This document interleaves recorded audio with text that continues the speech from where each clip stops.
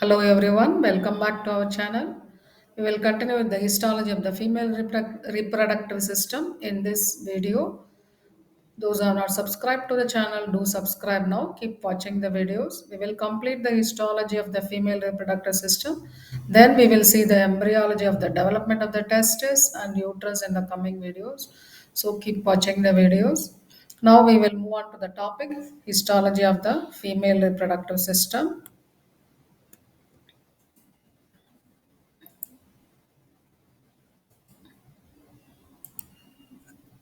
Histology of female reproductive system.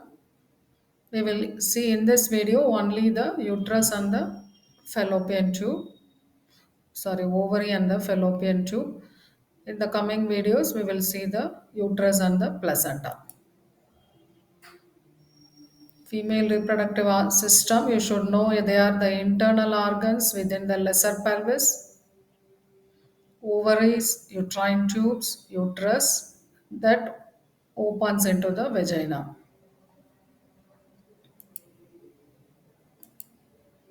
So ovaries in this, if you have seen in the gross anatomy, they are the paired structures in the lateral pelvic wall.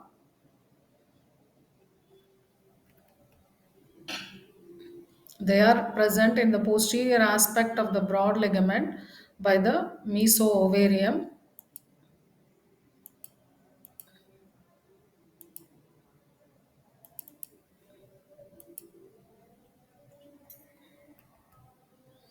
They develop from the genital ridges as same as the development of the testis. Now we will start the microstructure of the ovary. Surface covered by a thin layer of ovarian surface epithelium, that is the single layer of cuboidal cells called as germinal epithelium. This germinal epithelium is a misnomer as it was initially thought that from this the germinal epithelium developed the primary spermatocytes or the oocytes, but it is now understood that this germinal epithelium does not give rise to this. This sex cells develop from the caudal end of the primitive streak. Then they migrate to the developing gonads. Then, after this germinal epithelium, we have the tunica albuginea. The mass of the ovary microstructure is divisible into a cortex containing the ovarian follicles, medulla which receives the vessels and nerves at the hilum. Ovarian cortex, if you see, encloses the medulla except at the hilum. Cortex contain ovarian follicles of various sizes and corpora lutea. These follicles are embedded in a dense fibrocellular stroma. In between these follicles, we have the interwoven thin collagen fibers.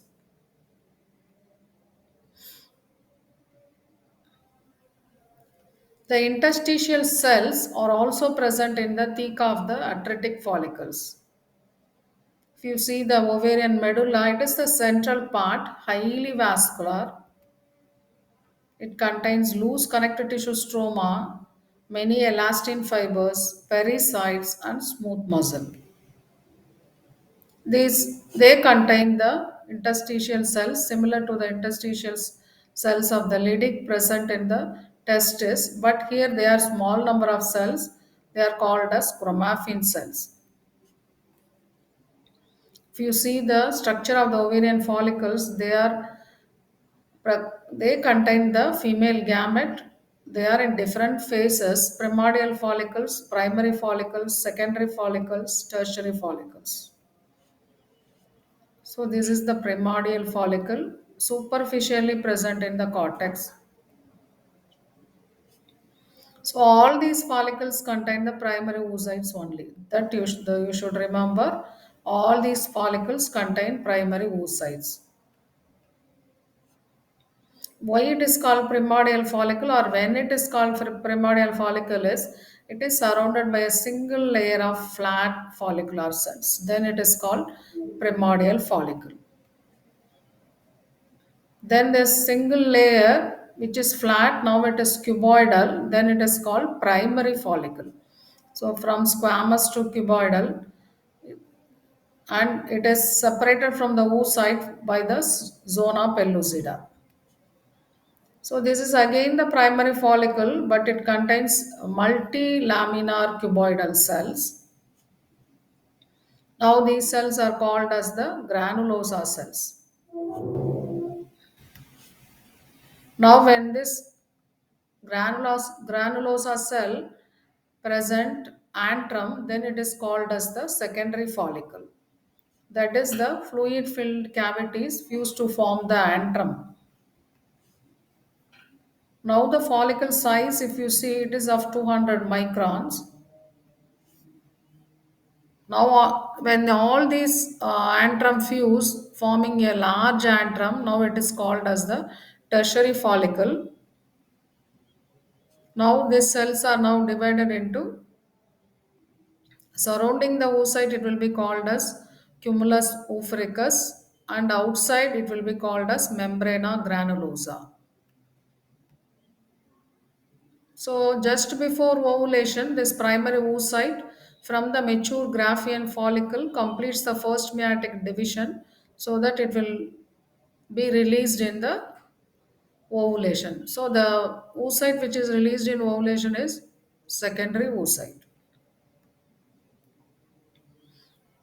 But it has not completed the second meiosis, which will be completed after fertilization. So this is under high magnification of to show the cells surrounding the oocytes in the follicle. Secondary oocyte with corona radiata and zona pellucida are released in the ovulation. So this is the panoramic view of the ovary stained with hematoxylin eosin, low magnification. You are seeing so many follicles of various sizes in the cortex, and medulla does not contain the follicle, which contains the blood vessels, nerve, and the connective tissue.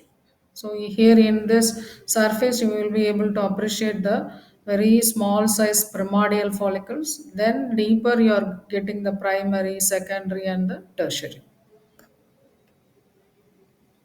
After ovulation, walls of the empty follicle collapse. Then it is called as the corpus luteum. Fold extensively. That is called corpus luteum of menstruation. So this cells of membrana granulosa increases and synthesize the cytoplasmic carotenoid pigment that causes this yellow color. So that's why it is called as the corpus luteum. The cells are now called as the granulosa lutein cells.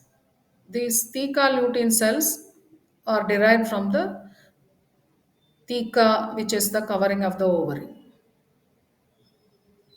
So this is the structure of the corpus luteum, which does not contain the oocyte. Now it is called as the corpus luteum. Extravasated blood from the thecal capillaries in the center. So this corpus luteum, if it is this oocyte is not fertilized, this corpus luteum is called as corpus luteum of menstruation, persists for 14 days.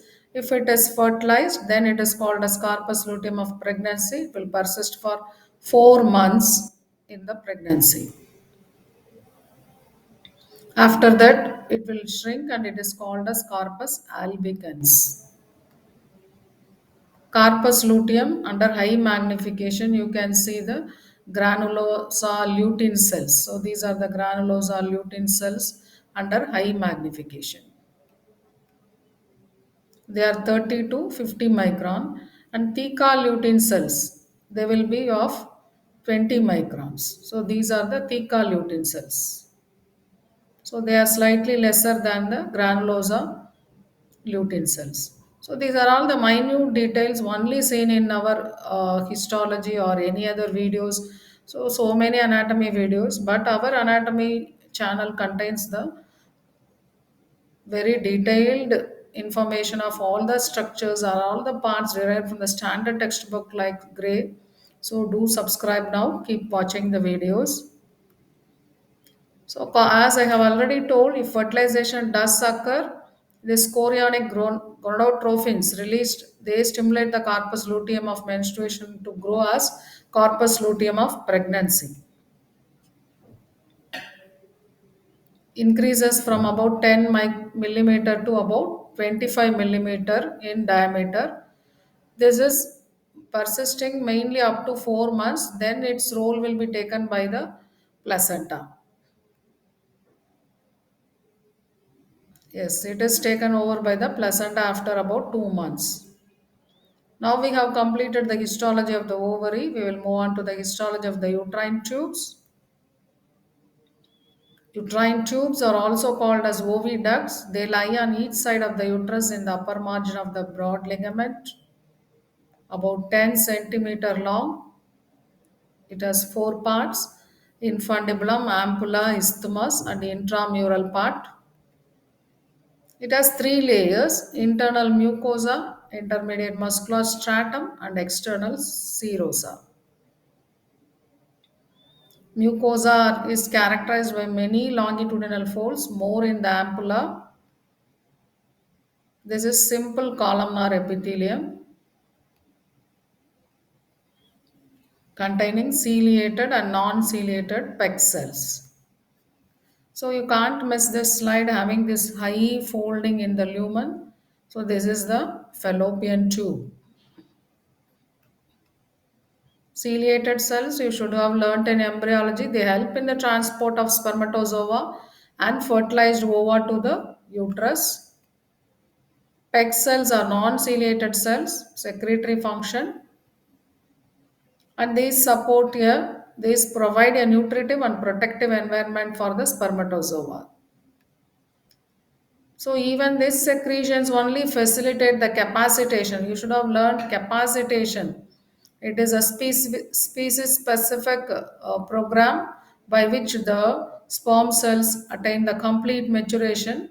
Whether these PEG cells help in the capacitation. So this is the diagrammatic representation of the ciliated columnar cell and the PEG cell, and it is the diagrammatic. You can take this diagram where it is very clear. Lamina propria next to the epithelium contains the loose connective tissue and also fibroblast, mast cells, lymphoid cells, collagen. Muscular layer is arranged as two layers, inner circular and outer longitudinal layers. Serosa is the simple squamous epithelium. So this fallopian tube we can identify by presence of highly folded mucosa lined by simple columnar ciliated epithelium, cellular lamina propria, thick inner muscular, circular muscle coat.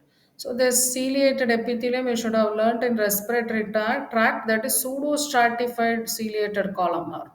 So this fallopian tube is containing the simple columnar ciliated epithelium.